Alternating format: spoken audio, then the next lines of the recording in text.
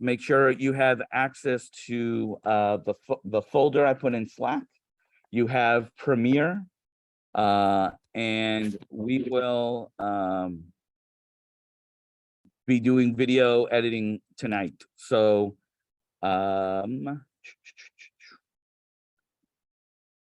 let's agree upon some shots that we're going to download, say like 3 of them, that then we can edit together and then talk about how to import the stuff from Premiere, how to set it up, the point of interest, editing for point of interest when things move, and then talk about the final steps, right?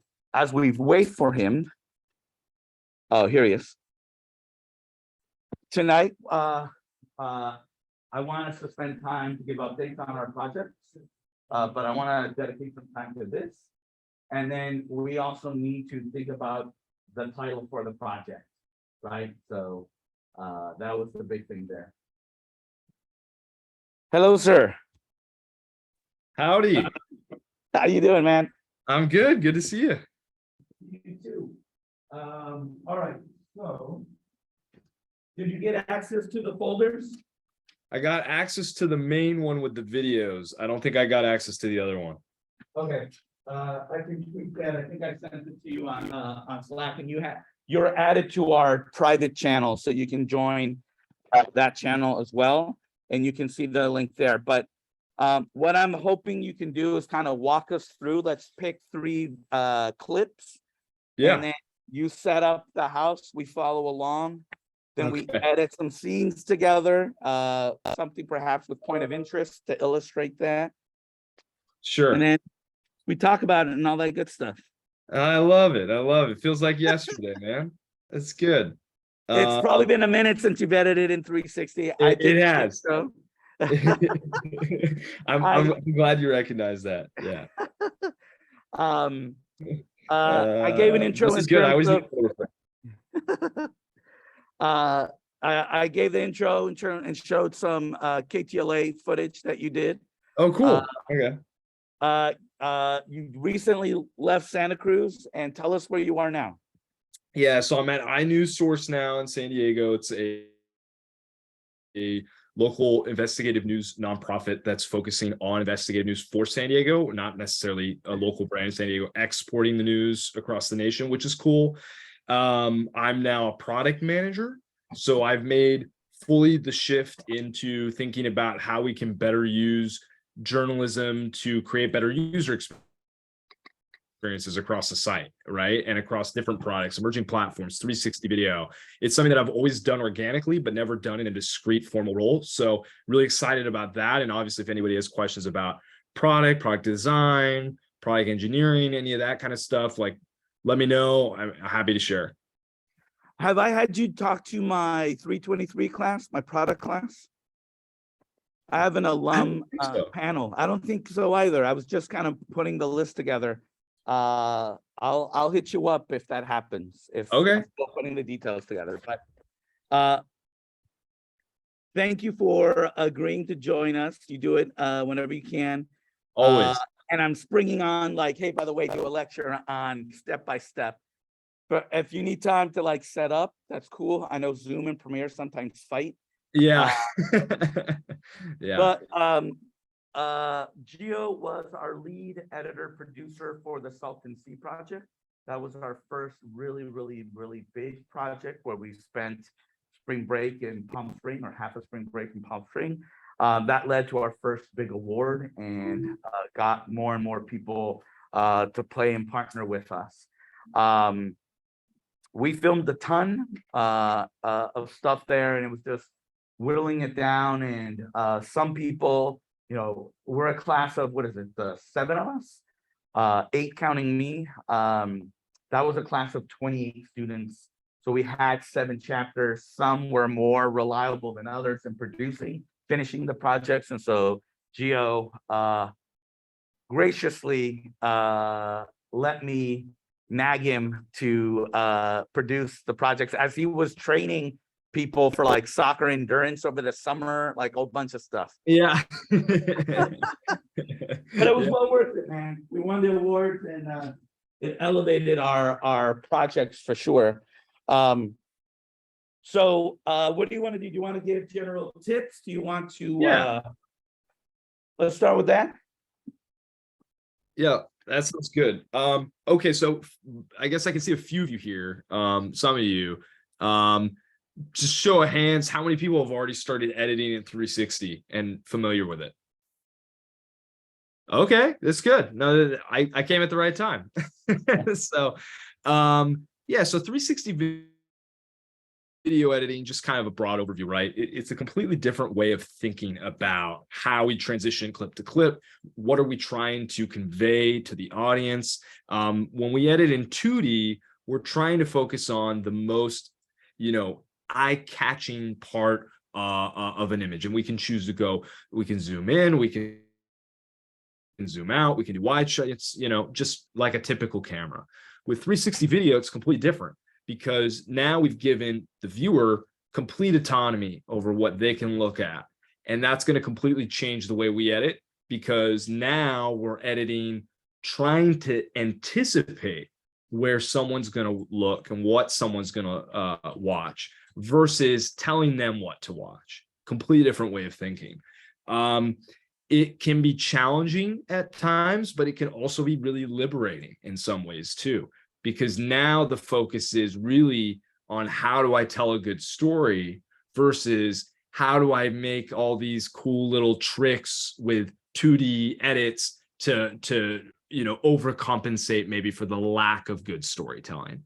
So in a way, Robert, I don't know if you agree with this, but I feel like it's almost kind of, in a way, the rawest form of video storytelling, in some way, because you can't do tricks. You have to have to do things just as they're told. Yes. Yeah, you can't edit, you can't hide things. Yes. One person invokes cinema verite in its truest form because it's all around, it's life all around. Right. So we totally have the footage that we have is that we went to TJ for a nonprofit that converted a bus for a school for the kids. And we're looking at the footage, and kids are kids, and they get real damn close to the camera. Maybe Yeah. we embrace that for one scene, not extremely close, but as they point and giggle or something like that. You do have control where you place the camera and how you compose a shot. That is a different type of composition that sets up these challenges for editing. Yeah, and I would add to that, and that's a good point. I think ethics play a huge role in 360 video in a way that I don't think they do in the same way with 2D video. As you're mentioning the perspective thing, what was it, Robert? Was it a Guardian 360 video where the bag flies out of the sky? What was that, where they were airdropping stuff? Oh, that was Frontline, and I forgot which Frontline. salmon it was. Yeah. So there were some where the camera was so low that when the objects came out of the sky, it made it feel more dramatic. And some people had issue with that. Some people had issue with the fact, is it ethical to crop someone out of an image who wasn't supposed to be there, so that way people could only focus on the person that was supposed to be there? Should you be cropping out of an image? Is that unethical? I know the journalism standard has always been you can crop them out. I think that's fine, myself as well. But yes, so there are some tricks in the sense that perspective can alter reality, but you can't do tricks that a broadcast producer, broadcast reporter could do to forward a story along in 2 minutes. So we'll talk a little bit more about what those are and how we might edit things. But yeah, maybe we just dive into it. What do we think? Yeah, go for it. Okay. Let's select 3 videos to download. I'm doing 12 or 1, 8, 5, and 12. 1, 8, 5, and 12. Okay, so if you don't have access to it, let me go ahead and request access. Yeah, let me see if I can get access to the root folder that you sent me. That I didn't have access.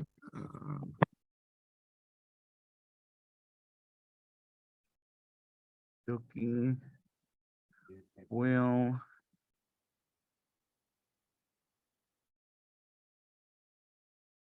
I'm gonna request access again.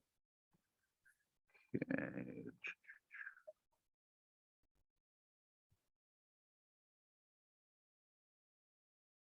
Everyone else have access to it?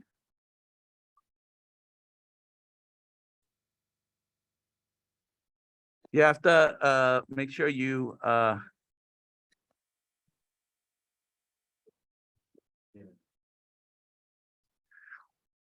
we go. so Gio, you should have it. Will, Yeah. Rachi. All right, let's see.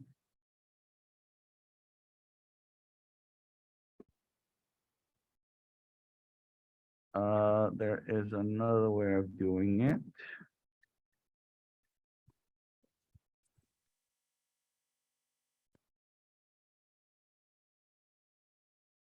Okay, cool.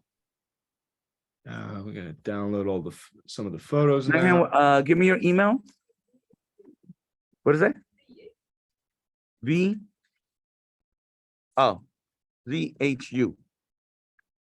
MENG. This one here. All right. So what were the numbers you picked?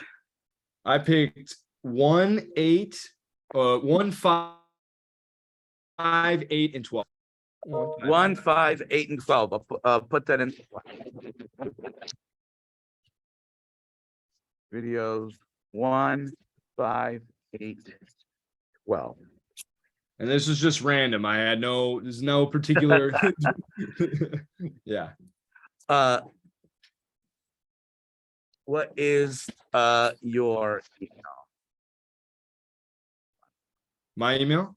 No. Lime, what is it? LYME. That one right there, right?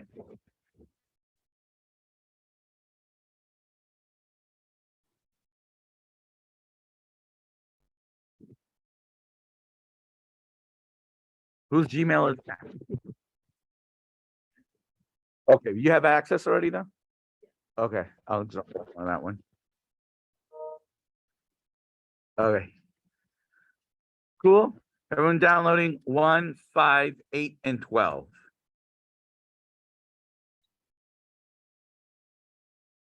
Daphne, you good? Prachi, you got it? 360 video. Yeah. 1, 5, 8, and 12. Yeah. And then what I would do is go to the photos folder too and make sure that you just grab 4 or 5 photos from there. Any photos, doesn't matter. For 360, 1, 5, 8, and 12. And then why don't you just pick a couple. Let's do the first 3 pictures. How about that? First 3 photos. Okay. All right. First 3 photos. From photos, just the 2D photos. Yeah, so that should be 28, 35, and 40 according to that folder.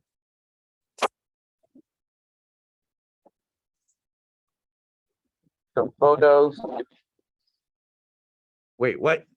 28, it's 4, 5, 28, 4, 5, 4, 5, 3, 5 from the photos folder. Oh yeah, to me, okay, cool. Here, I'll rename it.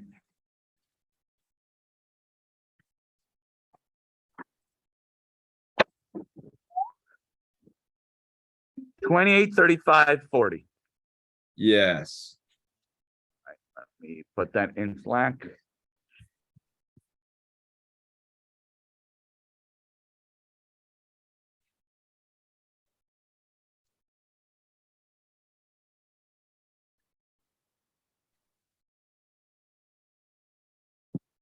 Danny, do you have access? You're good? Did you hear which ones to download? I put it in Slack. 360 video 1, 5, and 8, and 12, and then those 3 pictures. Can you set up, start from the top, Gio, in terms of how you set up your workspace?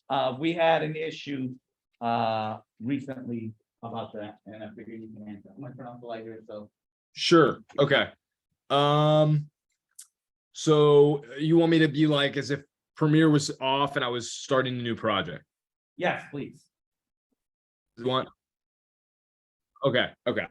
So basically what I would do here is, let's see if it will allow me to do it. I already have this project. Oh, yeah, it does. Okay, good. Let me back out of this real quick. 1 second. This Zoom is being recorded, so we can share this for future reference. I shared in Slack before. Cool. Old tutorials, but there are like several years old by now. But so this will be a refresher on that. And if you have any questions, please speak up and ask.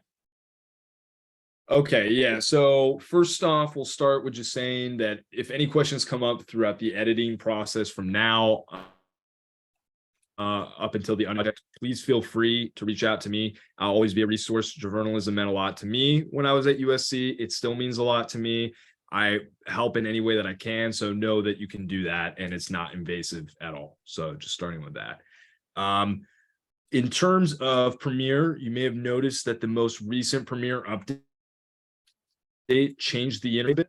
So I'm still kind of figuring that out myself. We'll be editing this real time live together. And this is the first time that I'm interacting with the footage as well. So we'll kind of be going through it at the same time, which I think will be good. We may catch a couple things too. So when you start Premiere, you're going to go File, New Project. And this is going to give you the option to create a new project file.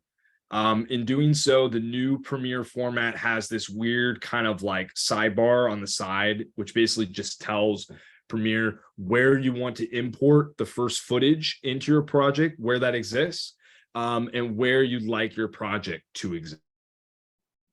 In an ideal world, you have your project on one drive, you have your media on another drive, and you have what they call a scratch disk on a third drive.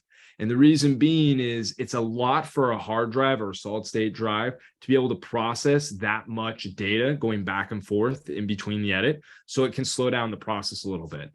In this case, most of you are going to be editing off your laptop. You may have the benefit of editing with a really fast external hard drive that has all your footage on it.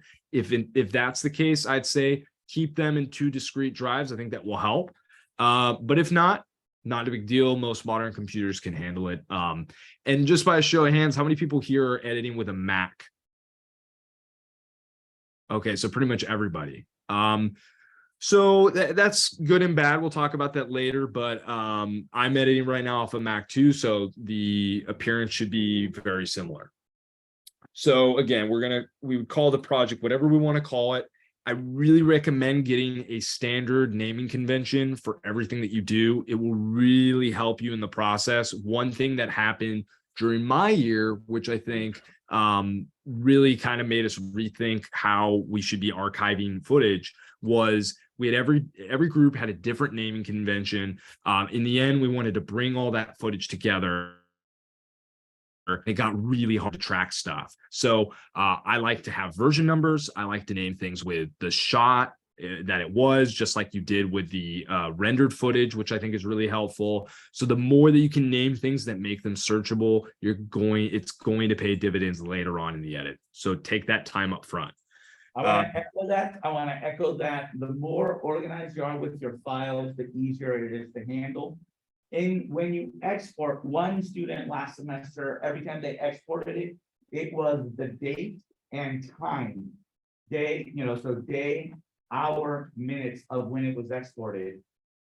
In the past, and it's what we do, is exporting final, exporting final, exporting final, exporting Profe, please let this be the final. Those are names from the past.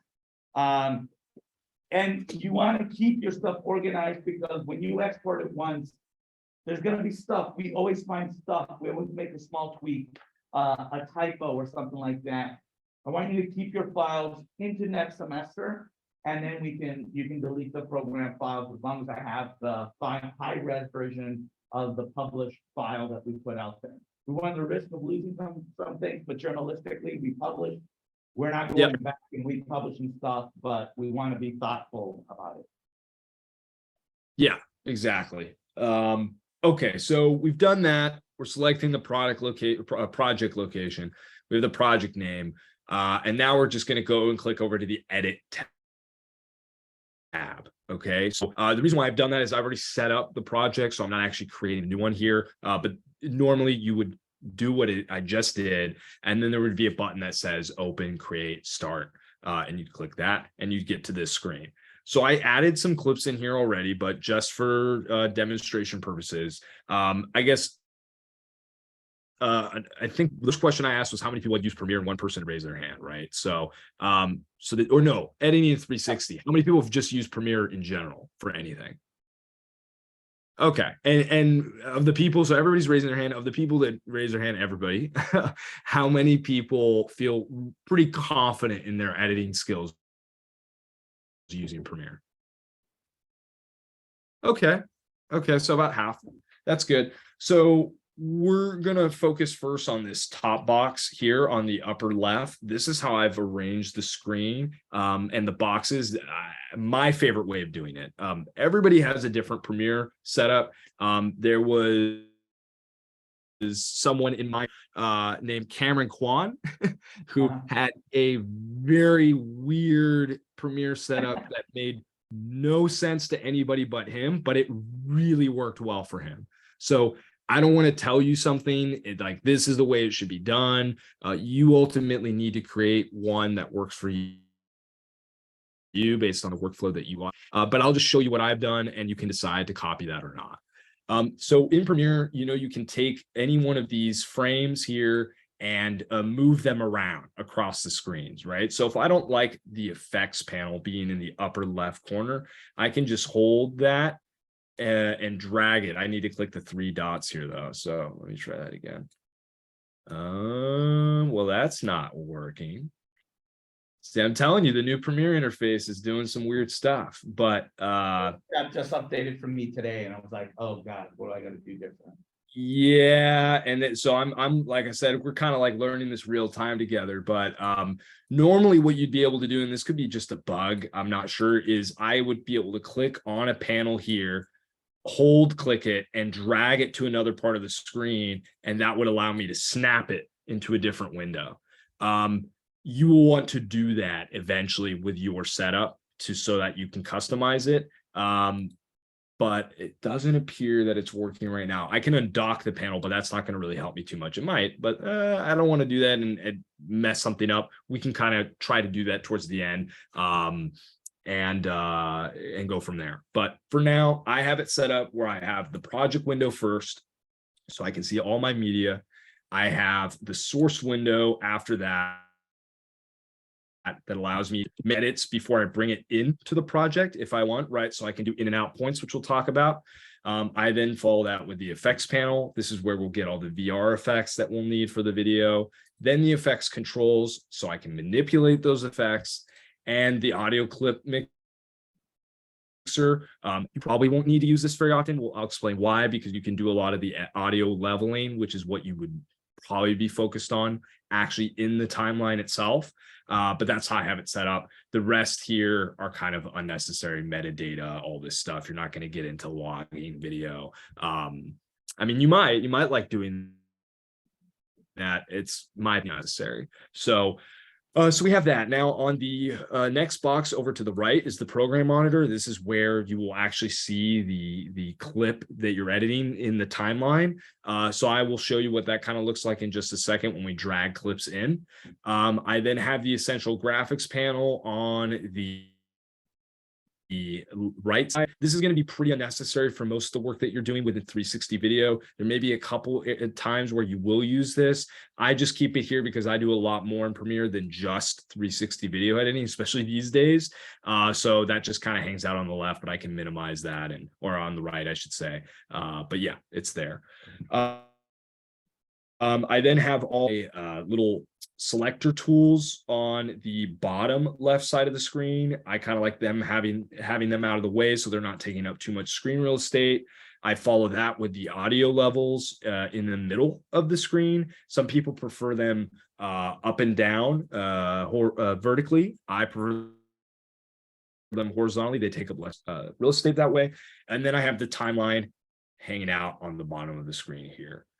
So going back to the project panel, I've imported my videos, but if you hadn't already, you would double click that panel, and then you would just go to search wherever those videos or photos are on your computer. Click it, bring it in, pretty simple.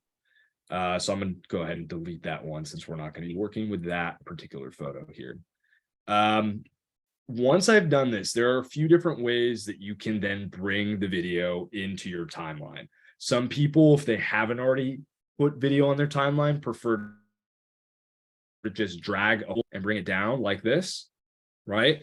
Some other people prefer to right click on a clip and click new sequence from clip to ensure that all the dimensions are the same and the timeline settings are exactly they run parallel to the video clip itself.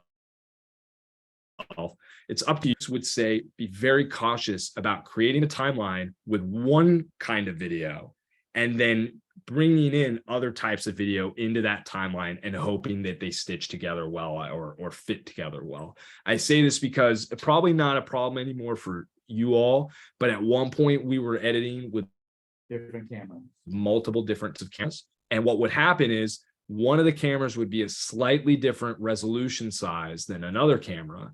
And when we brought them into the timeline, they wouldn't match up. And you would get I don't know what we actually dubbed it, but it was a black line essentially. And that got very hard to edit out. In some cases, we ended up having to scrap certain pieces of footage or start from the beginning because of that. So just be aware of that. So I'm going to go ahead and bring in this clip here. But before I do, I'm going to save some time, save some space on the timeline, and really just make sure I'm cutting the chunk of video that I want. This is going to be pretty loud, I'm assuming. So for this demonstration, I wish there was a way I could just mute this without muting everything else. I'm going to just go ahead and bring the whole clip in right now and then mute it on the timeline. So that way we don't have to hear that feedback. So here it is. Okay. If I was editing off this window to bring in a chunk and not the whole clip, I would use the I and O keys on my keyboard to do that. So let's just say I wanted to start the clip here. I click I, and I wanted to bring the clip into here. I click O. And I would drag it over, and only that portion of the clip would show up in my timeline. In this case, you could do the same thing within the timeline if you want to. Don't recommend that. It can get a little messy. But let's say I click I here and I click I here. Well, now I've just created 2 points that I can and cut out the rest of the stuff that I don't want. So if everybody's familiar with Premiere, B is your blade key. C is your blade key. So I'm going to click that right now. And there we go. And I can click right on that line where the out point is. And I can go to the in point. And now I can go back to V, my selector, and delete that I don't want. So I don't prefer doing this. It's more steps. Then I now have to take out the in and out window that I've just created on the timeline, which requires a right click and then clear in and out. And we get the same result did with up here, but in more steps. So just kind of do it right off the bat. And then once it's in the timeline, you can start making those little tweaks. Okay, so I have the clip I want. Somebody's waving to the camera here, checking it out. Maybe I decide, okay, that's really not what I wanted. I'm now going to Premiere here and just click the end of the beginning of the clip and drag that in and kind of get rid of that part. So now it's gone, as we can see in the preview monitor. We'll touch base on the audio portion of it in a minute. But for now, what do I want to do initially? I want to first part of this 360 video that I want people to interact with right off the bat. Let's say this is the lead video. It may be the pictures, right? It may be one of the kids. Whatever is falling into the narrative that you're constructing, that one in the center of the image. So luckily, this image is pretty, the horizon line is pretty much set. Horizon line meaning back in the day when we used to have to stitch stuff manually, we had to correct for the horizon a lot of the times, especially with the old GoPro rigs, and you'd have this kind of bumpy surface. That would take a lot of time. Modern 360 cameras are really good at this. You no longer have to do that, but I will show you how to make edits to the horizon line on the fly in the event you have to. So I'm going to say that this squash or whatever this is on the side by the cucumber, that's actually what we want to show. So in order to bring that to the center of the image, you're not going to do it like a 2D video where you would change the position, right? See what that does? No, that's not going to work for us.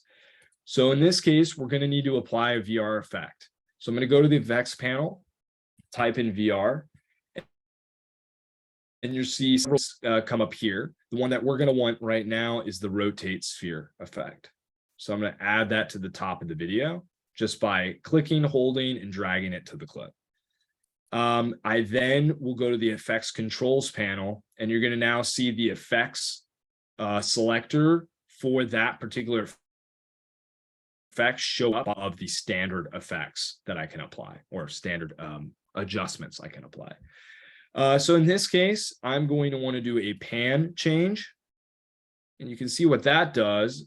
It doesn't give me any black space. It makes it very easy to pan or get to what I want in the center. And now that is going to be what's when they start the video, as this being the first clip. So yeah, go ahead. Again, when it starts, what is dead center is the center of the POV of the viewer, right? And that's going to change, but for the first clip, whatever is center, that's where the point of interest is. That's by default the center. And then you can add the preview. Go ahead, sir. Yeah. So what you'll do is once you've done that, what I just actually did while Robert was talking is I went ahead and added a button to my button layout here. By default, Premiere doesn't have this, but you'll want to have the way you'll be able to actually preview the footage in 360. So I went here, I clicked the plus icon, and I went and clicked the toggle VR video display, and I brought that down to my bar. That's really important. So watch what happens when I click that.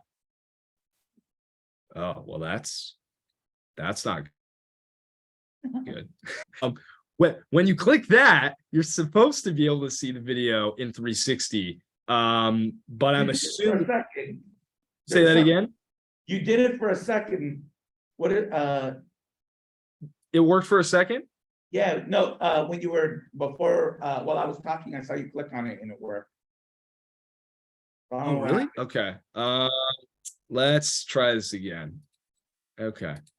Let me bring it full screen and then try it. Okay. I don't know what's going on here. That's pretty weird. But add it again or something. Say that again. Remove it and then add it. Oh, got it. Let's reset the layout. Let's bring it back in. And okay, so it's toggled on, but nothing's actually happening to the clip here. So that's strange. Go ahead and save this project file and actually just reopen it. And let's see if that solves the problem. So 1 second here while I reopen that file. Will is asking if it's because of the sequence settings. It could be. Couldn't be, only because usually Premiere is good at detecting that it's now 360 video, because of the resolution of the video we added to the timeline. I have never had to go into the sequence settings and edit those manually, but to your point, it is worth a shot at this point. Well, first, let's see now that I've restarted it, whether it works. Okay, no, it's not working. Okay. Let's take a look here. Share your screen. Oh, yep. Sharing now. Okay. So I'm looking at the sequence settings here. Under projection. Got it. Equirectangular. There we go. And then all the video that everybody uses is monoscopic. So nobody's shooting in stereoscopic that I know of. Because basically gives. Say it again. Yeah, we have stereoscopic cameras, but we don't ever use them. Right. Okay. So yeah, 3D 360. It's really a niche thing. Nobody really uses it, and it just makes the editing process harder. So it's always monoscopic. Thanks for that, Rec, by the way, with the sequence settings. This might be a new Premiere thing. It would just recognize it, and I never had to change this. So that's new for me. But maybe this will work now. Look at that. Okay. Well, so that everybody knows how to get to that with your sequence. You're going to want to click whatever the sequence is up here, which you'll see with the little kind of, I don't know what icon that is. It's like a little playhead with the actual videos. That's your sequence. I would actually recommend renaming it from the first video that you sent in, just so you don't, it doesn't confuse you. So in this point, I'll just say, 360 video timeline, let's say, right? You'll right click on that. You'll click sequence settings from there. And then that's where we saw the VR properties at the bottom and changed it from none to equirectangular. Okay, so now that we've done that, we now click the toggle VR display. That's pretty much where I want it. I can now look around and kind of get a sense of the rest of the clip. Now you see what happened here? That is bad. So there's a weird thing happening with the stitch, and that could be a dimension issue that maybe was caused with the change that we just made to the sequence. Like the first thing I'm going to do when I see something like this is I'm going to want to change the scale of the actual video. So I'm going to change that up. That seemed to help. So I'm now going to bring that in a little bit. Still kind of off, not really actually. Oh, now we got the weird black circle thing. Yeah, so that is the canvas size or whatever. That's letterbox. Yes. So we got some problems with the canvas size right now. So I don't know what happened, but it changed. So what we're gonna do is we're gonna delete these clips, and we're gonna go back here, and we're going to click this and create a new sequence from one of those clips. And this should solve that problem. Again, that's why I prefer to do that versus dragging things in, because sometimes things get weird. So I'm going to rename this one 360 video edit. I'm going to delete the old timeline. Do you have a question? And now. Can you try staying on why doing that? So you want to set up the sequence first, and then you want to make it equirectangular first, and then import the video. If I want to import everything, I put it on the timeline just to fix the scaling, their page just adjust it. Did you hear that? If she she imported all the videos and did the editing, and then realized that equirectangular thing wasn't there. Do you think that would, or is it better to start over? So it's better to start over, like straight up, like from the beginning. Is that what you're saying? To re-import equirectangular and having the dimensions correctly, or can she edit the footage and then change the settings? Well, as we can see right now, by trying to change the sequence settings after we placed the clip in, it's not Yeah. working. Like I've never had this issue before. I've always been able to bring footage in and never have to change the sequence settings after the fact, especially if I've copied the sequence settings from the clip itself. So this is weird. I'm trying to see if we can mess with this a little bit and figure this out. Everybody else is then going to have the same problem. So I don't know if it helps. We exported at H.264. Yeah, export setting, correct, but Yeah. not the timeline setting or sequence setting. Okay. Yeah, so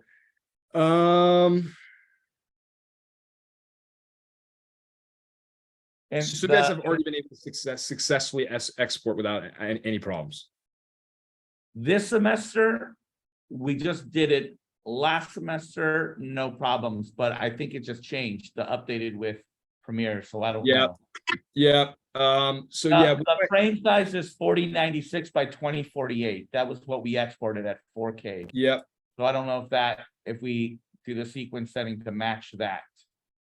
Yeah, it's weird, right? Because when we change the sequence to equirectangular, it actually shrinks it a little bit. So let's see if it brings it back to normal size. No, it didn't.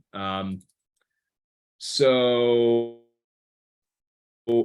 let's see. Will, have you made any progress with it? Like in the tutorial that I saw, it says like click the wrench on the right side. Click the wrench on the right side, Click the wrench on the right side. up a little bit more, right under the preview. Right by Okay, the timeline. okay. Yeah. VR video settings. VR video settings there. VR video. Uh-huh. It's grayed out for you. Change the settings, not to turn like off, like Hmm. otherwise it's grayed out. That's what happened to me. Yeah. If you create a new Bring this back project to and start from, there you go. Enable. Well, this was the view that we had before. Oh no, there's like a setting thing under VR video. Settings thing under VR video settings. You see that? And you can like change the scale, I think, or I don't know what that is. But like I said, it's like 189. That's what something for you said. I don't know if I that's think it was right. 169 for YouTube. Oh yeah, 169. Wait, one is 160, one is 90? 164 horizontal, vertical is 90. Try What that. is it? 164. 164. 160. And the viewing 160. window is the I'm same? sorry. Okay. 160 Okay, 160, and 90. 90. No, There's like a that just changes the viewing window. Yeah. Yeah, but that would be justify scale. I just did that with my video. I need to Adjusted by scale. like at the very beginning The sequence or for the clip? for the clip. So if you go to the back control, Go back to and that one? if you Uh-huh. Go to effect controls. Okay, then I just change the scale. right. Then you get the letterboxing though. Yeah. Then I did it in 360 view and then Okay, do the scale in 360 mode, the 360. Okay. Well, the scale in 360 mode, that you mean like just viewing it in 360? That's just gonna have us see the changes real time, but that's not gonna change that, Video, yeah. right? So what we need, I think, is whatever this dimension is that rectangular. Okay, let's try this. What if I create a new project and let's see if there's a way to tell Premiere that this is a 360 video project From the get-go. from the get-go. Man, new Premiere really effed us. There's Tough, man. Okay. YouTube just changed and they removed the 360 ability to watch it in Google Cardboard or Google the lenses. Oh yeah, They just removed that feature, so I don't know what that means. that's All weird. these tweaks are always throw a wrench in our stuff. Okay, that does not appear to be doing anything. So let's see. Okay. Let's go back to the video here. Let's go back to the dimensions of the video itself. Okay, so Image size. that's size 1920 by 1080. That shouldn't be that. Shouldn't be that. We exported it at 4K. Yeah, so let's try this one. That's the problem. Huh. They're all standard HD. So hold up. If that's the actual problem, I don't know, but that's weird. Why are they showing? All right, so if you've downloaded the file, right? We did number 1, 5, and 8, right? So if you go to properties on the actual Finder, you will see that it says dimensions is 2160 by 1080. I see that. Okay. So, okay, let me try to drag the clip back in. So I just dragged number 1 All back. right, so let me think. What that is GoPro exported it at 4K, but not the dimensions that I had set it for. Well, but even then, like 1920 by 1080 is like a traditional TV 1080p screen. So that's why it's weird. Yeah, it's importing that way. Yeah, but this It is doesn't changing. even look. That's weird, man. Why would it be doing that? I don't get it. Let's see here. Can't be right. Please don't be right. What is that? Let's hope it was human error that I made a mistake. I know that would be nice for the first time. Okay, so I'm bringing this in, trying it again. So this doesn't look like 1080. It looks like Yeah, that looks like it's a actually different rectangular. You see it connecting on both ends. yeah, but it's showing 1080, which is why Adobe's probably not recognizing this as 360 video right off the bat. Okay, so potentially I need to inject the metadata, which the GoPro probably used to inject, and maybe they got rid of that.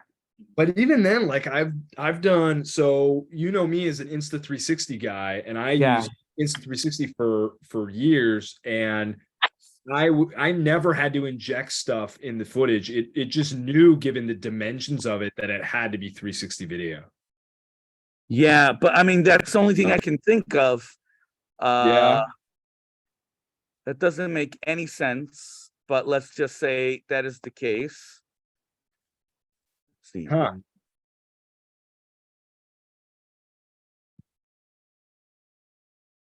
All right, so I am.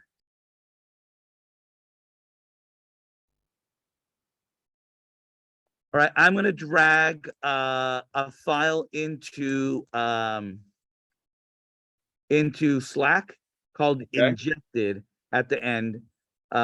Take a look at that and see if that makes a difference.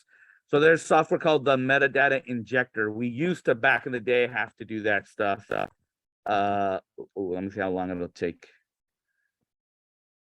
Oh, I think I also know what may have happened. Okay. So when I exported from GoPro, it exported as an MOV, and there were much bigger files. So I processed them through Handbrake and reprocessed them. That's it. That's the issue. That's the issue. I think that's the problem. But maybe I had some fucked up setting from before. Yeah. I didn't really mess with the settings. Okay, let's assume that that's it. But let's confirm with the injection. Okay. I uploaded the raw, so in 360 video, there is a raw. Okay. So let me download, what was it? What's the name of the first file? 7.5? 7.5. All right, so I'm gonna download that video.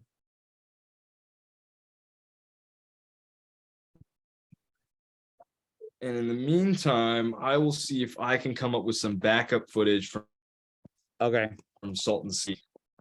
I have some backup footage somewhere too, if need be, but Okay.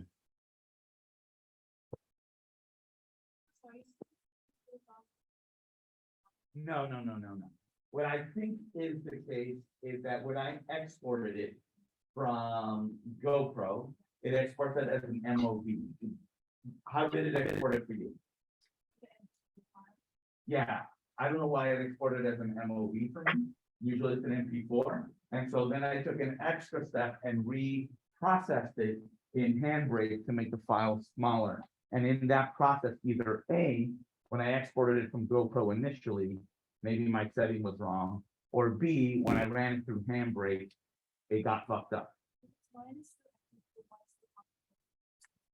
Do you want to put in two scenes, two files in the Slack? Two MP4s, and then we can work on that one. You talking to me or someone else? Lime is going to upload some of her footage. I'm going to go to GoPro Player. Yes. The Premiere file is not going to work because the Premiere file calls into the clips. So if you can go to your MP4s and drag those files. So here is here I'm just gonna do I'm gonna cut. Oh, actually, when I cut it, that's when it came in. All right, let me try. Oh shoot.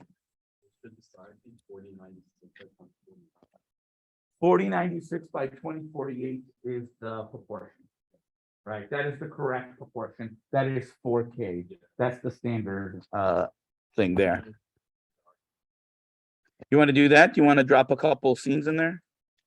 Yeah, in the Slack for everyone to download.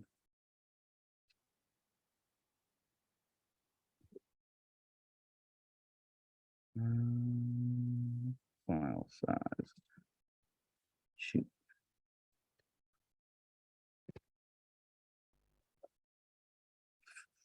While we do that, another tip that I would give everybody is if you can, store your stuff on rugged hard drives because you will inadvertently at some point throughout your process either accidentally chuck a drive, it has happened, drop a drive, and if that was the only source or only copy that you had of your footage, you're going to be in really bad shape.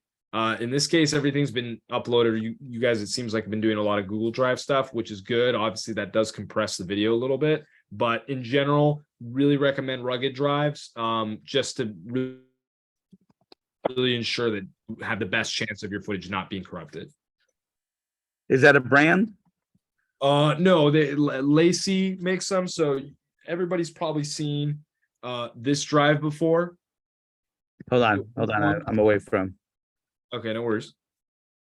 Okay, I'm back on you. Yeah, so you've probably seen this one before. This is a Okay. Lacey drive, very common rugged drive. You can also get housings for your own personal drives that you can put in, which is what I did. This is actually the original Salton Sea drive right here. Oh, This nice. is 1 terabyte, has all the good stuff on it, all the project files, everything. And, you know, always keep that as a nice little backup. But okay, I see some videos now.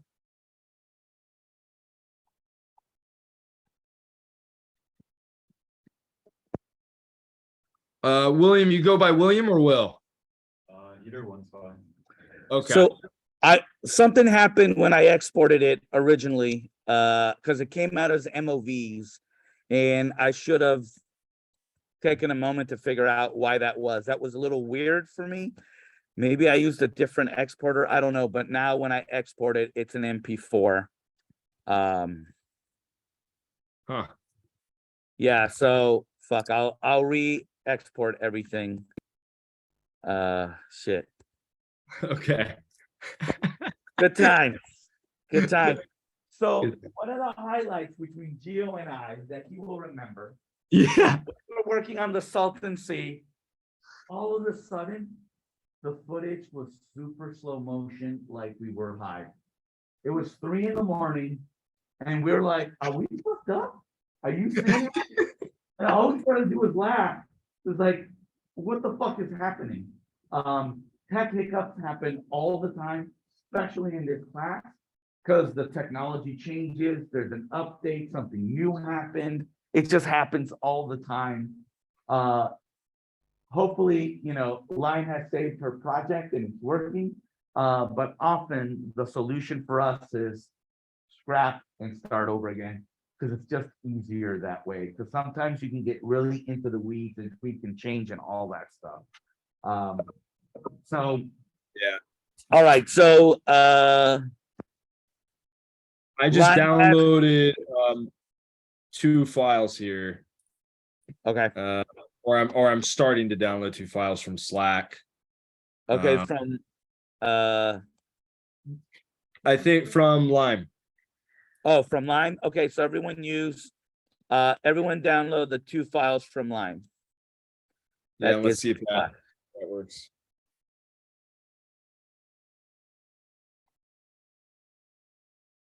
Man, you want to talk about bonding? Go rent a house in Palm Springs and start editing at 3 o'clock in the morning. Yeah.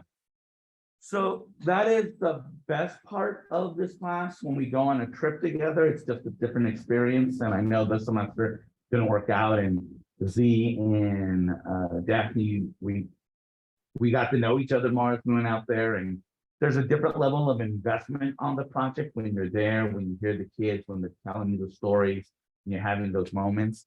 And then, next semester during spring break, we go spend the night somewhere and we start doing the production stuff and problem solving and being harassed by police officers, all the shit that happens. It's always a good time. Yeah, crunching on dead fish. That's a fun time. Yeah. Squish, squish. I'm so pissed. Okay. I don't know what happened. I should have been a red flag. I didn't check. I was just cranking it out so I can give you guys the footage, but I done fucked up. Okay, so I just brought in 19 Nicole Farmer while I wait for the bird's eye view clip to finish. Okay, I'm gonna go ahead and delete all this stuff. So we're basically starting from the beginning again. I'm gonna wait for the other clip. Hopefully that's comes in really soon. It's about to be done. Slack is just taking a while. These are big files. Okay.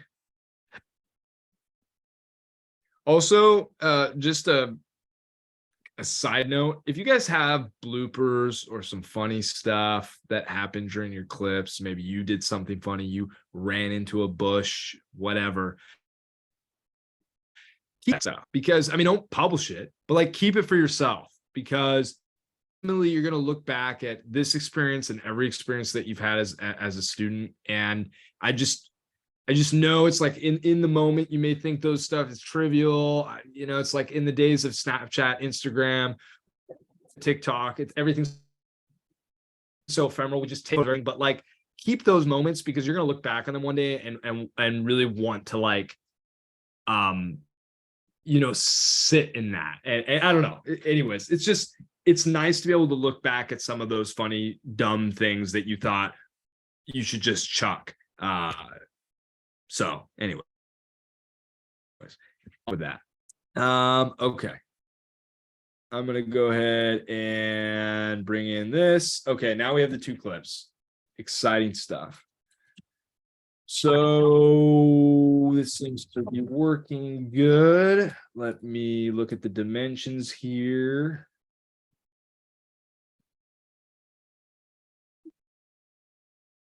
Yep, that is the right stuff. Okay. So Handbrake removed the metadata. And And then. it just made it a original smaller sin- clip. Yeah, the original sin was when I exported it. I think I clicked on 4K. I gotta go study that, whether it's 4K or click on custom. Line, what did you do? Did you click custom or did you click 4K? When you remember when you exported it to 360 to M? I think it was okay. I'll put it on Slack. Okay. I'll test it tonight or tomorrow and then give a report on what not to do, what I did so you don't do it. Look at this. It works. That's how it's supposed to We be. got a 360 clip. Why is it wet? I don't know. I think I just, There's a hole, it, black hole. okay, so that, This? Sorry. so the black hole, it's again, the dimensions are off. The black, this is not a black hole. No, for Lime on her project. Oh, Hole means it's kind of like, in letterbox, it puts a black on top and a black on bottom. That's what it is. The bigger the hole, the bigger the letterbox is. So how do I get rid of that? So it's the dimensions, right? So I know Photoshop really well, so it's the canvas that the video sits on.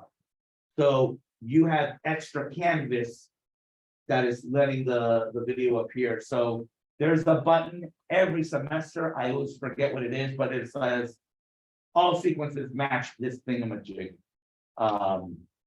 But perhaps when we go through this, that's how Gio can kind of show some of that stuff. So let's start from 0. Okay, so here we are. We got here action. all right, awesome. So at the hour mark, into it. yeah, this is where you're gonna cut the video. Okay.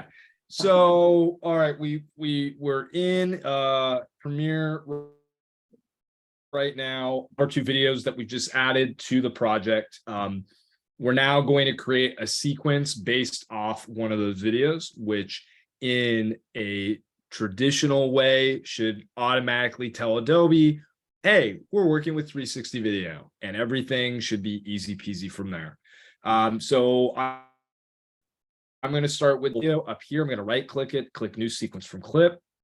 That will create a new sequence from that clip named after the video. So we want to go into the sequence now and change that name. So that way we know that that is the sequence and we don't have to look for the little symbol here to tell us so. So we got it in here. This is the whole, in the event we didn't want the whole clip, I can go back to the video that's in the project or in the bin or whatever we want to call it, media browser. And scrub through it and only bring in the parts of the video that I want. I'm looking at it here. I really want the moment that the bag goes onto the scale. So I'm going to maybe do it right here, right before it goes on. Boom, on the scale. Okay, great. The other one's going on the scale. I'm going to cut the clip when he gives it to her, which I actually have there. So there you go. But if I didn't want that, I could create an out point with O. Again, I and O. I is for in, O is for out. So I'm going to go ahead and bring that down and cover the old clip and just delete that. All right, so I got my clip. From here, I can make it full screen just to see it more clearly. I can also just look at my program monitor off to the side here. I'm going to go ahead and click toggle VR video display to see the video 360.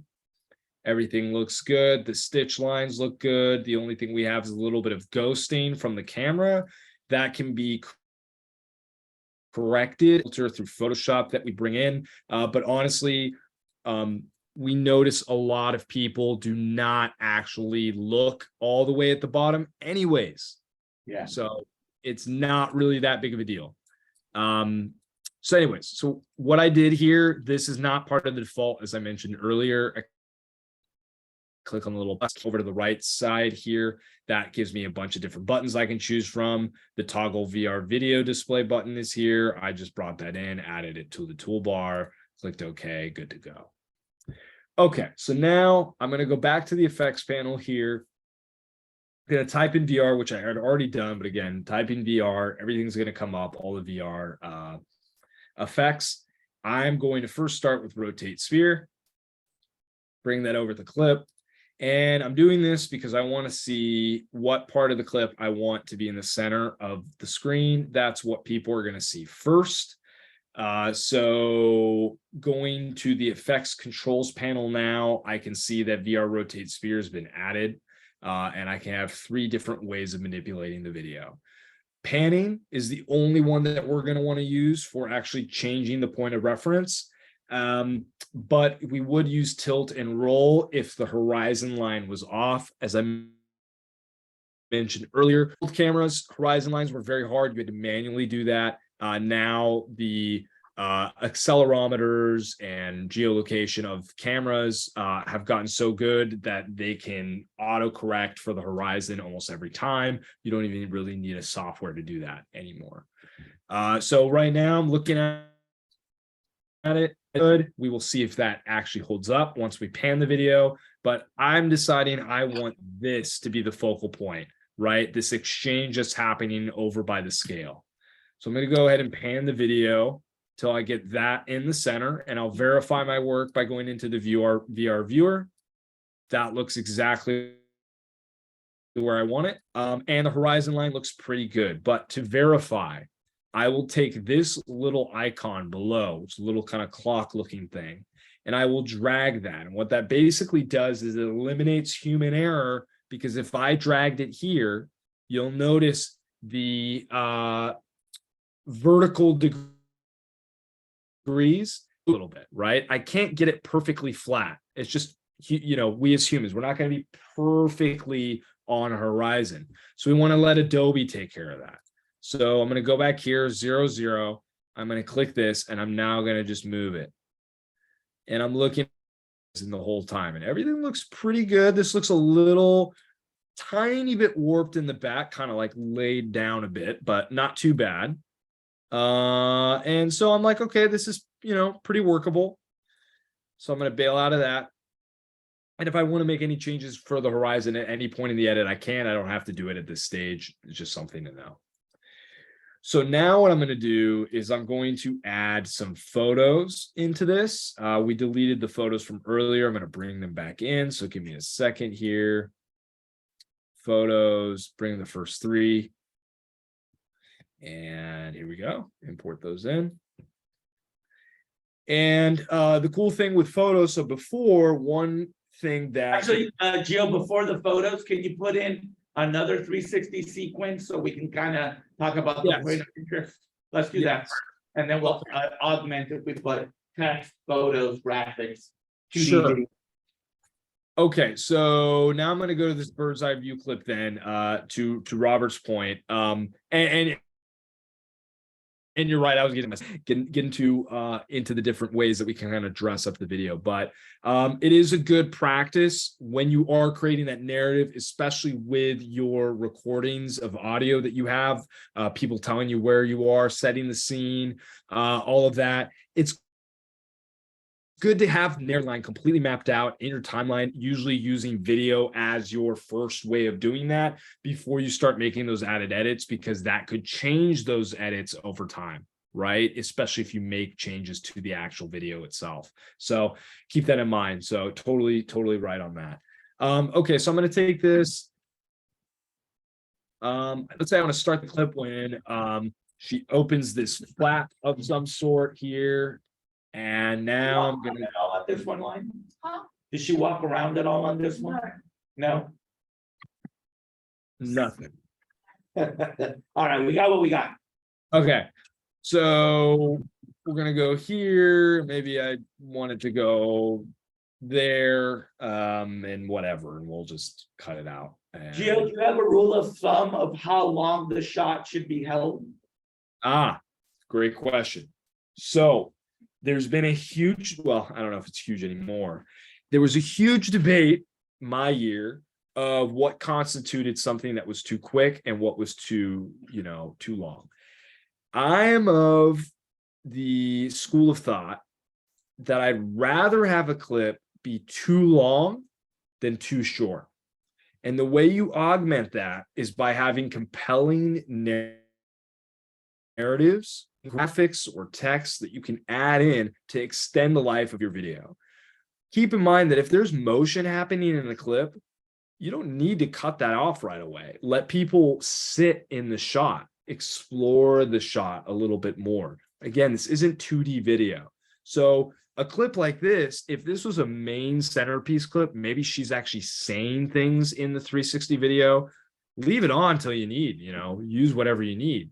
If this was just kind of background video, kind of taking you from one shot to another, my rule of thumb is no less than 10 seconds. No less than 10 seconds. I always edited 12 to 15 seconds per clip. That was my kind of standard. And oftentimes I'd push that if I needed to, if there was enough action happening in the clip. So you'll see that. So for instance, with this 10-second clip here, the first clip is about 10 seconds. Let's just mute it so we don't have to hear all that stuff and see if that felt long enough, right? So I'm looking around, I'm a viewer trying to see what's around me. Okay, all that stuff, that's good. So that felt kind of quick, right? I didn't really have a full opportunity. I mean, there's a lot going on. People are buying produce, they're moving around. That 10 seconds isn't going to cut it. I'm going to need that to be a little bit longer, again, especially if that's the purpose of the clip. It's not a transition clip. It's actually a clip where I want the viewer to sit in with what's actually happening in that environment. In this clip, though, there's a lot less action.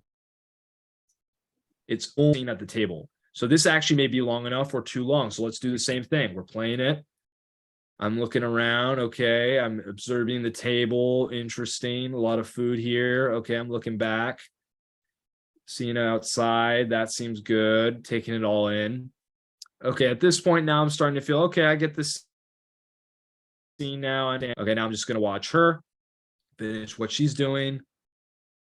Excellent. And that would be great. That's enough time now. I've explored the clip.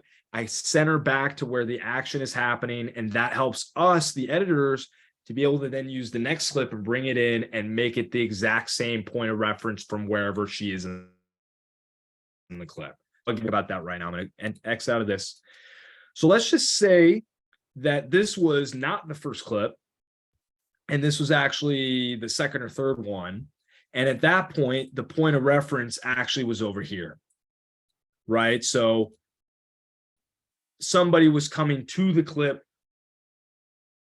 after looking to the right? So now this is the center. Nothing's changed here. And let's say we expect that the person who's viewing this clip is most likely going to stay right around this shot or come back to this shot in the 360 video.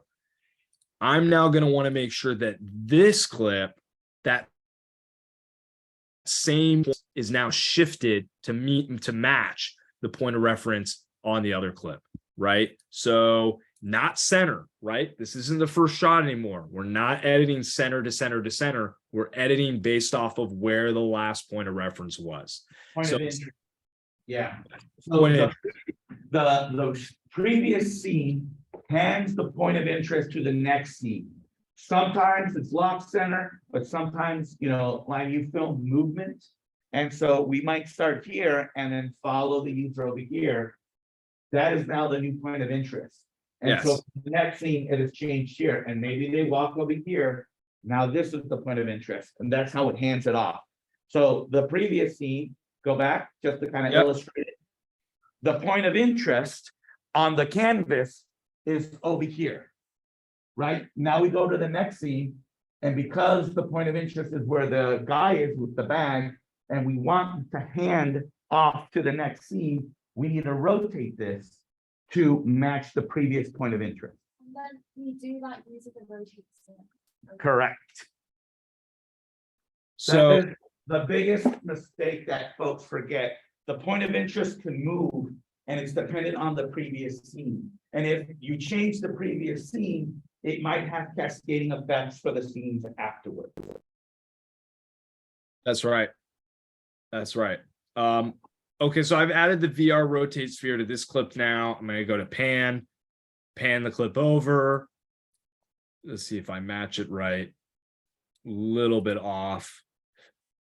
Make that a little bit more here.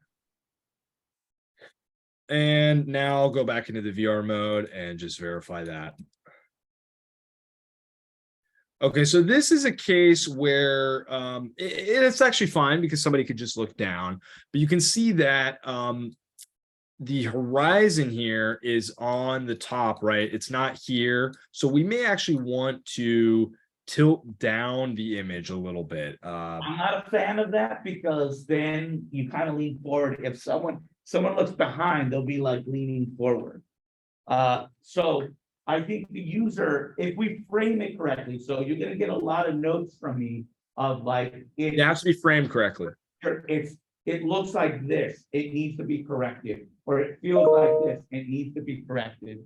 It needs to be framed just right, and then naturally a user can look down or up. That nodding of the head or even looking with their eyes up and down, we don't have to change the horizon to have them do it, right? So So I wouldn't mess with the horizon. you do notice though, the horizon is a little off when you look at these cupboards here. You see the cupboard on the left is a little bit lower than this line up here. Minor thing, I'm a perfectionist though, but this is a good opportunity to show the roll and tilt and roll. So if I move that, you see how I can correct that a little bit?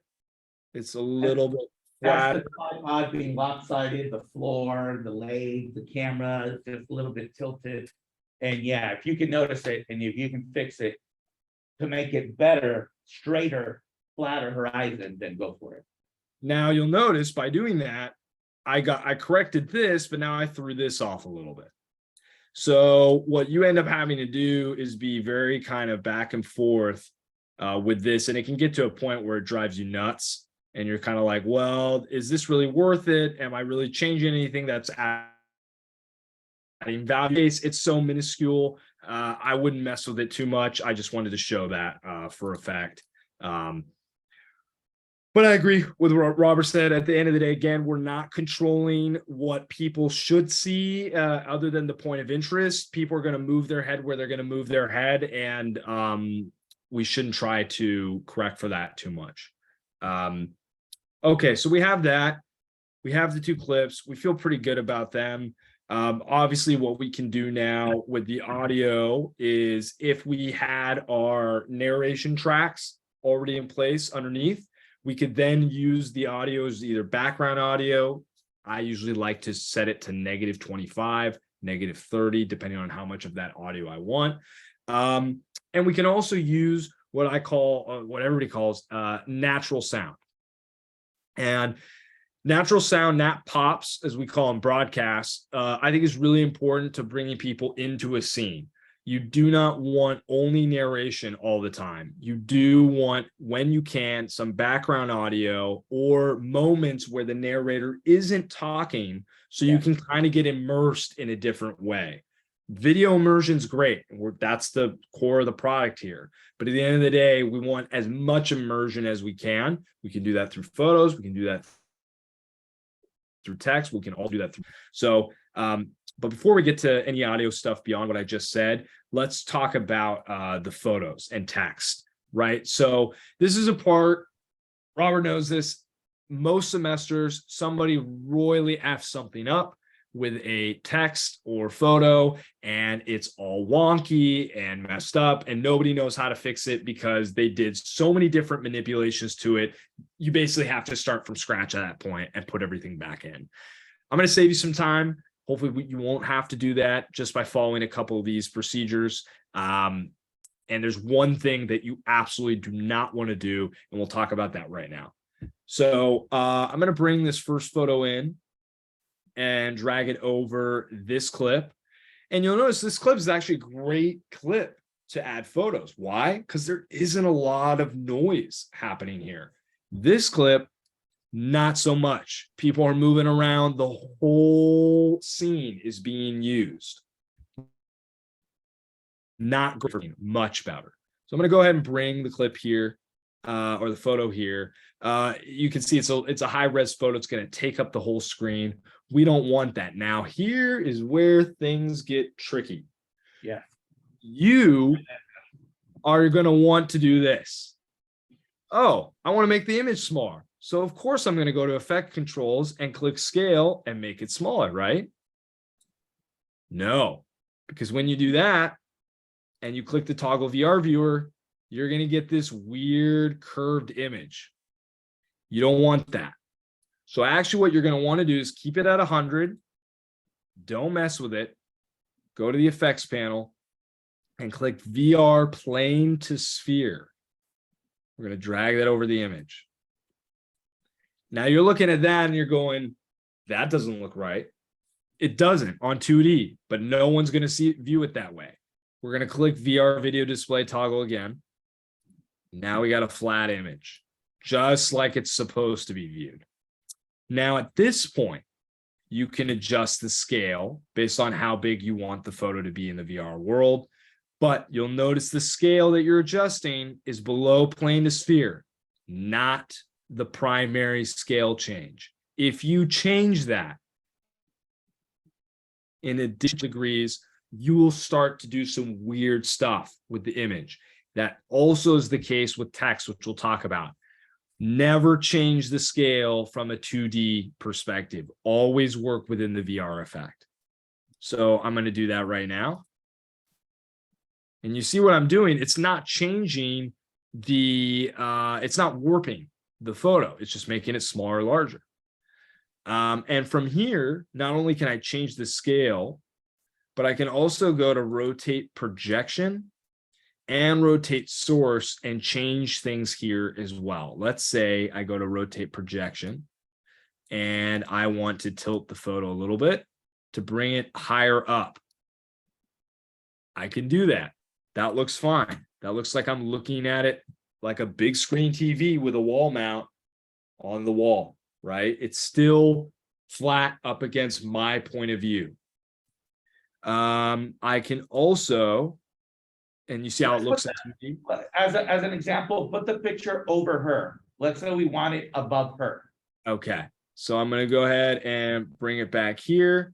I'm going to get out of the VR viewer. I'm going to go pan. Oh, that's going to actually pan the projection, so we don't want to do that. We want to do source pan. That's pan. My bad. Hold on one second. Would it be rotate sphere on that one? Yeah, I thought you could do it through the projection pan here. So you can do it through that. Okay, hold on. Yeah, so here's the thing that throws people off. It's a sphere, so when you move it, it's moving like up against the sphere, and it can be kind of weird. So keep it on the horizon, put it in place, and then you can move it up and down and mess with the perspective there. This is weird. Okay, so what I think is happening here, I think we do got to add the rotate sphere, but that shouldn't make sense. Why would we have to do that? Not rotate sphere. I'm trying to remember what it was. No, yeah. So there is an effect here where, well, I should, as you notice, if I didn't pan, I can tilt it where I'm at. Tilt and pan without doing this weird whatever this thing is. So I don't know what's going on there. Let's try this. Okay, I'm going to go ahead and add a rotate sphere thing here. And I'm going to rotate it here. Yeah. And then now I'm going to tilt it using the projection tilt. There we go. Okay, so it's a two-step process. Why did I feel like it was one step? But I guess not. So that looks good. So in this case, actually, this is a perfect shot for this, right? Because half of the frame that somebody would first see is going to include the photo. Half is going to include the actual person. So that's enough of a tease to give people an idea that, hey, I can look up or I can look down and I'm going to see something. So that's going to be something to think about, because here, that photo, looking at my phone, the photo is physically tilted down. Right? But if we look straight at the photo, it gets corrected, right? Then it's that shape. There are things that you can do if you go back. Yeah. And tilt so the bottom of the picture moves up. And so it is placed above her in the right perspective of a rectangle there. You have to kind of play with it a little bit, but when we're looking at it, you know, that might be too much. Without looking up, it is in that perspective. Does that make sense? Yeah. So we have to play with that. How do we want to present a picture? How do we want to present the text, right? If you guys remember the opening text for Star Wars movies, it's kind of like that angle. That's text leaning back like that, right? And it looks like it's going off in the distance. Do we want that? Do we want it straight on? Do we want it tilted this way that when the user looks up, it is rendered correctly? Those are little details in the video that you have to kind of figure out what is best. Right.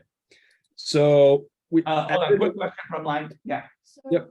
photos, we want both the rotates there, things. The rotate sphere allows you to move the photo in the sphere in the position that you want.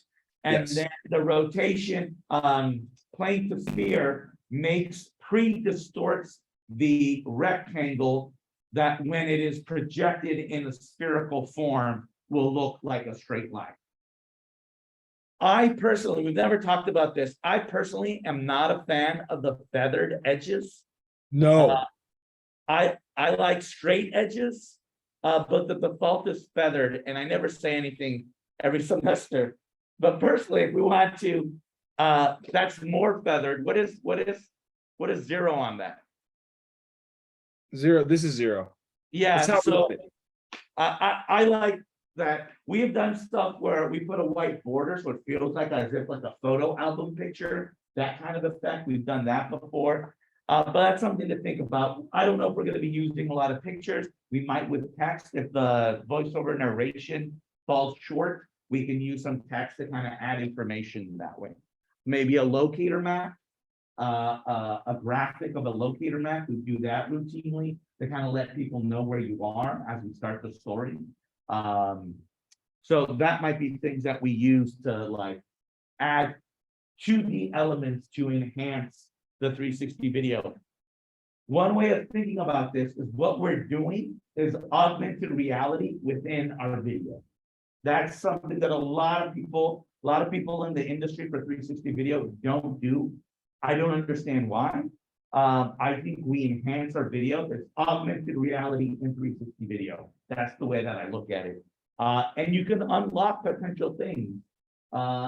Spotlight things. We've done things where we dim the lights, play with different things to hold your attention in different ways.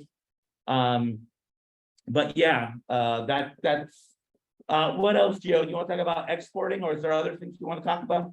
Yeah, I'm going to bring just the other 2 photos in real quick. I'm going to show everybody a shortcut. So if you like the settings you've applied to this photo and you want to replicate it, right, you can do that. You don't have to keep redoing what you did every time.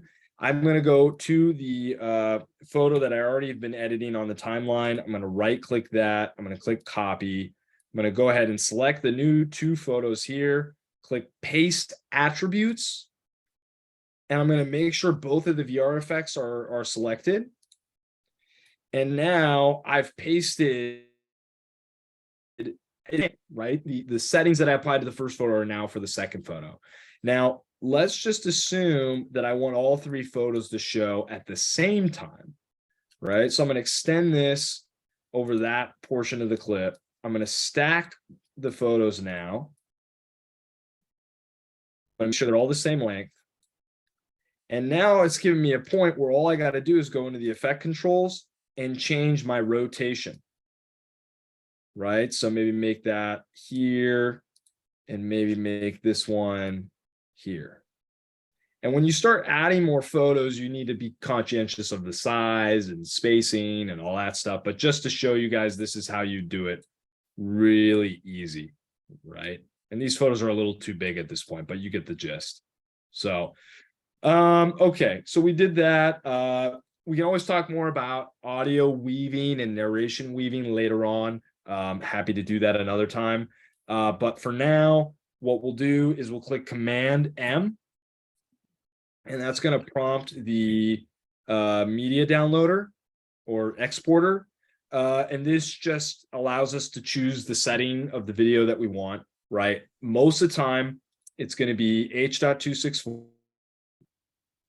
And there used to be a setting where you could choose VR. It was, let's see, VR, there we go. VR match, monoscopic match source. You either choose ambisonics or stereo audio. Ambisonics is 360 audio. I don't think you guys are using that. You're not. Okay, so you'll use stereo audio. I like this as a baseline. Usually, sometimes not usually, sometimes, just contradict myself. Most of the time, when you export just with H.264 and you do match bit rate, right now, notes 360 video, you won't have to do what I just did. That said, after what I just saw in the beginning with the handbrake thing, probably doesn't hurt to just select this to be crystal clear that you're good to go. I wouldn't change any of the other settings here. As I mentioned, Premiere Pro kind of changed their whole look. Right now, this is like way more confusing than it used to be. I want to see just real quick what it's having you do in terms of the bit rate. Okay, so 76.8, that is a pretty high bit rate in terms of file size. So you're going to want to be consider the file sizes that you're exporting. I mean, look at this. We just did 20 seconds of video and it's already 319 megabytes, right? So just be considerate of that. The lower the bit rate, the lower the file size is going to be, but also the lower the quality is going to be. YouTube and Vimeo already have compressions that will cut the bit rates too high. I usually kind of lean around the 50 to 70 range. But you'll kind of figure that out and just kind of optimize for what you're trying to do. But as you can see, it natively picked it up as 76.8. So we'll just export it that way. So you'll do all that stuff. You'll either send it to the media encoder, which is a separate product that Adobe has. Export's the easiest way. If you don't have media encoder, boom, you're done. It's going to show up on your computer. Just make sure that the location is where you want it to be, which you can edit right up here. That was a lot of talking, folks. Apologies for that, but hopefully something out of that is going to stick with you.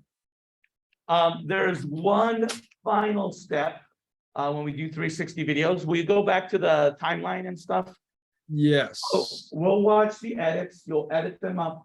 At some point, we're going to put opening credits and closing credits to talk about our title, project, and then credits. We'll probably create PNGs unless someone wants to do After Effects or motion graphics of some sort. We have PNG just like the photos on black or transparent to kind of do that. Last project we really wanted to do from the bottom to the top. So we experimented. So the text would come up like that, kind of like in a movie and go up into space. That was really neat if someone wants to do that. But when we've locked the footage, then there's one more step. Go in 360 mode. Yeah. And look straight down. And what you will see is the tripod. It's not a big deal, but for us, that is the thing that we Photoshop out. It's just a little polished thing that we do. The Associated Press doesn't do that. Other folks do that as well. It's just one of the little details that we do. And so how do we do that? There's a tutorial. I'm happy to help you to do that. But what you need to do is export the frame. The most, export Right that here. frame. Yeah, that button right there. And then in Photoshop, super simple. There's some action to download. There's a tutorial in the YouTube playlist. I'll walk you through it. I'm happy to help you to do that. I'm really, really good at Photoshop. So I cleaned that up real quick, and then I'm going to give you a PNG that is a certain size that the vast majority is transparent, but at the very bottom, an equirectangular, it's going to, in this particular frame, see this right here, it'll just cover that up. You won't even notice the rest, but when you look down, the tripod will be gone. And then you do that for every scene. I review it, I watch the video, I look for stitch lines, I look for that stuff, then I watch the video looking down, I watch the video looking up, I look at all that stuff. And there might be one that gets by you that we have to fix and things like that. But what Gio covered after my fuck up that delayed us an hour, what Gio covered is the core of the basics of video editing. Thank you, Gio, for problem solving. Totally messed up there. Every time, I mean, there's always something to learn every time. This is like the 13th, 14th straight semester of journalism, and there's always a new way to screw things up. And I'd rather be the one to do it rather than you guys. So we learn from it. Any questions for Gio? Yeah, So one. I- Say that again. I imagine the same video from. So when I don't adjust the scale, Mhm. I go to 360, then part of the footage is cut out. Yeah, So I adjust the scale, but when I move that into that mode, then there's like black. yeah. Yes, so I don't know if you heard that, but when you adjust, you're adjusting the preview of it, but not the file itself. The file itself is still a problem, and that's because the sequence of the dimensions are off. So how can I fix that? So do you recall how to fix, so she's got letterboxing in her clips. Okay. How can she fix that without having to redo everything again? So when you click on your, this is something that'll happen. You know, it's got letterboxing that's a black on top, black on bottom for two things. First, huge, too late, it happened, red flag, is that you look up, you see a black dot, you look down, you see a black dot. That means there's black on the bottom, and when it became a sphere, it came over. A pre-red flag is that when you're looking at the video, you notice the video goes to the end, right? If there's black on there, go back to the equirectangular. If there's black there on top or bottom, that's what's saying that the what I call canvas is off. The visual and the canvas have to match. If not, you'll see black. Yeah, it's not fixed. So how does she fix that? For the letterboxing, it's all your clips, right? Not just some of your clips. Well, So okay. So did you shoot with a different camera? no, it's the That- GoPro. that footage I'm right now. Yeah, It's just- it's the That- same that- footage that you're looking at. So I think it's the properties or the sequence. or Yeah. So what you need to do is, so you're saying, so you have your Premiere project, correct? Yeah. All the videos in the Premiere project, and you're Yeah. getting letterboxing within the project, correct? Yeah, Okay. So what I think you need to do is probably go ahead and look at your sequence and go to sequence settings and change the frame size, horizontal and vertical, to match the frame size of your clip. So in this case, right, you'll go to your clip. We'll go to properties. 4096 by 2048. And you'll just want to verify that your sequence on the sequence settings has that same resolution here. That should solve the letterbox.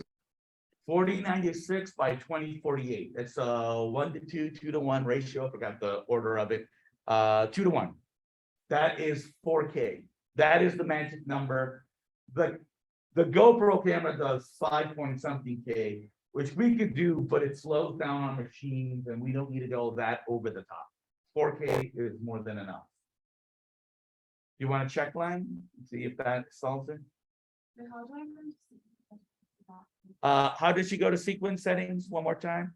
Okay, so you will go to the sequence itself, right click it, and then choose sequence settings on the drop down. Oh, do you want to talk about nesting? Ooh, nesting. Okay. You That is guys a know whole- about nesting? Because Um, cans of worms at times. But it helps, I think, with pictures and text sometimes. okay. Or not. Maybe we leave that out. How to start this conversation? Well, okay, here's what I Well, will we say. can leave it out, man. We can leave it out, and if it comes up, we can tackle that down the road. Yeah, what I was gonna say, because for a lot of you, nesting may be the thing that basically confuses the shit out of you. Pardon my French. And let's see if you end up needing to nest. But I will show you real quickly. If let's say these photos, right? I wanted to nest these photos, so I could edit that one, those sets of photos as one object.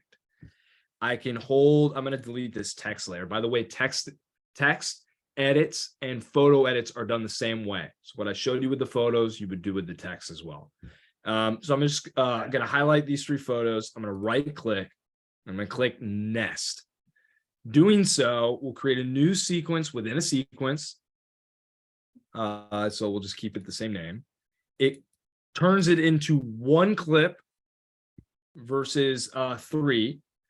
But the problem that I just did right here is, you see how now the 360 effects don't really work, right? So you'll want to, in this case, apply another VR effects to do the same thing to all of them, right? So the reason why I always get hesitant talking about nesting is you can really start to mess things up fast, because what has happened in the past, I'll give you one scenario, and then I know we're getting later into the night here, but Drew Schneiderman, really great student as well, worked on a couple, what was he, 2 semesters, Robert, or just 1? Do you remember? I think it was just, it may have just been 1, but maybe took another class from you. I'm not sure. Yeah. Yeah. I think it was 2. I So don't so know. Drew Anyway. really. Okay. Anyways, so another one of the journalism alums. What he had this text that was really funky, and no matter what anybody did, nobody could figure it out. We deleted it, we added it, we put the effects in, we tried new effects. Cameron tried to do stuff and I couldn't figure it out. I tried to do stuff, couldn't figure it out. It turns out it was a combination of effects within the nest and effects out of the nest that were causing conflicts, and we couldn't figure that out until like way late in the game. So only nest if it's going to help you be more efficient with your process. Don't nest just because, oh, I want to see less boxes on the timeline.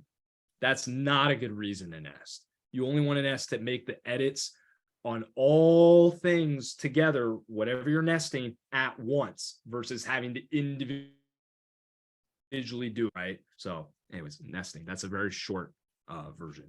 Yeah, people, it's like Inception. You might trick yourself and lose track of it.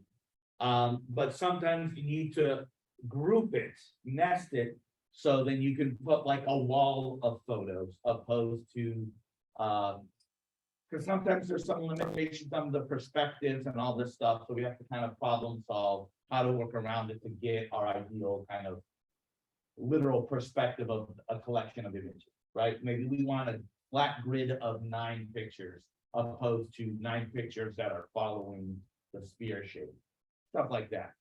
Right. Exactly. So if that comes up, we can definitely address that if and when. But yeah, it's probably all you need to at least get started right now. Yeah. Yeah, we won't talk about LUTs. Oh my gosh, yeah. That was my favorite thing. So yeah, I'll spare you that conversation. And I think actually, it's funny. The industry and what we do with VR, I mean, I know Robert's given you guys the spiel, but AR, I think, I mean, I don't know how you feel about it right now in 2022, but I feel like AR is probably the future, right? And VR is certainly taking more of a backseat. However, the metaverse, I think, is going to change that. And whether you think it's a great idea or you don't think it's a good idea, I think more people are going to be interested in VR, which means it's going to have a knock-on effect on 360 video.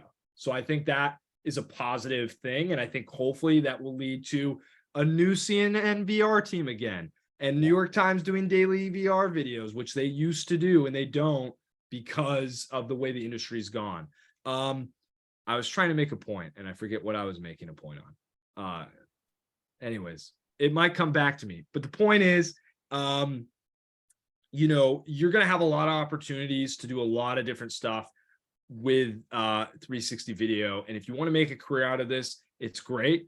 There are still a lot of interesting options out there, but the most important thing is to be nimble with understanding the product, because it's going to constantly evolve.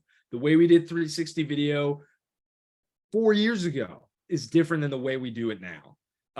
And so don't get too married in a process, and always be willing to be flexible and adapt, and know that even just within this class, what you learn and what you do today may change the product 4 weeks from now, and you may have to learn a whole new process that you didn't realize that you were going to have to dive into. And that's why people like me are here. That's why Robert's here, whatever. We're here to support you, and I'll be here to support you, and hopefully come make a visit in person over the next few weeks too.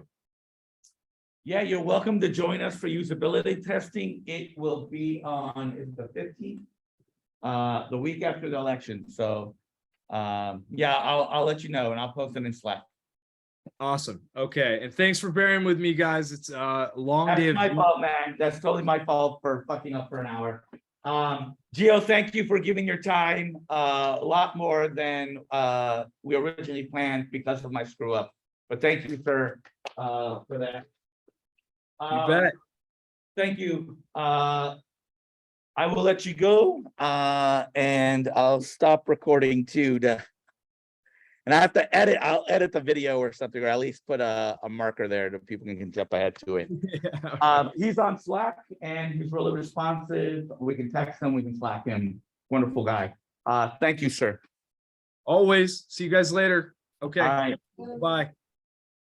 All right. So I have to re-export those damn videos that I screwed up.